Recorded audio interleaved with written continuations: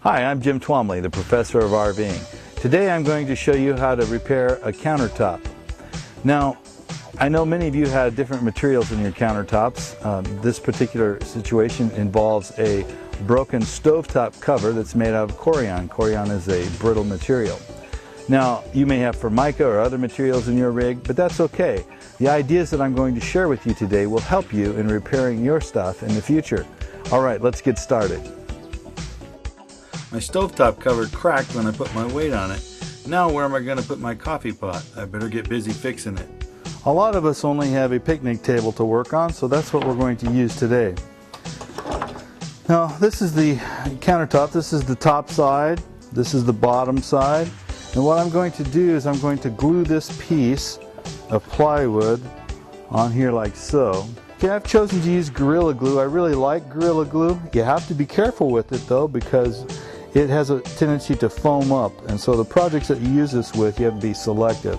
Sometimes you're going to just want to use a white carpenter glue.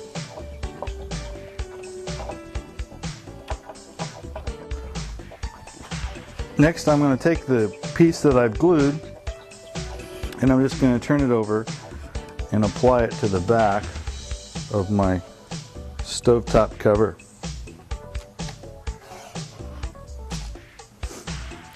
I'm going to use clamps in order to glue this on here. Now you may not have these type of wood clamps, but this is just as effective. You can use a C-clamp and just put a couple pieces of scrap wood under there and tighten them down, and that's just as effective as a wood clamp. As you can see, I put the clamps on, I've glued the plywood to the back of the stove cover, and then we're going to let it dry and then apply it back over the top of the stove.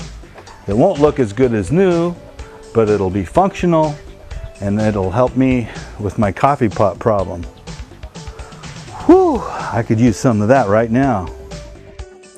I glued a couple pieces of wood on the ends of the plywood so that if I put my weight on it again, I won't crack it again. Now, the interesting thing about Corian is that you can clean it up real well. I use some super glue to put into the crack to hold this Corian together, and what I'm going to do is use a Scotch-Brite and some OxyClean to rub out the remaining glue residue. It'll also rub out cracks and blemishes on your Corian. It's a simple technique and it's very effective. Until next time, this is Jim Twomley, Professor of RVing, Doctor of RVology, and Rhodes Scholar. Have a great day.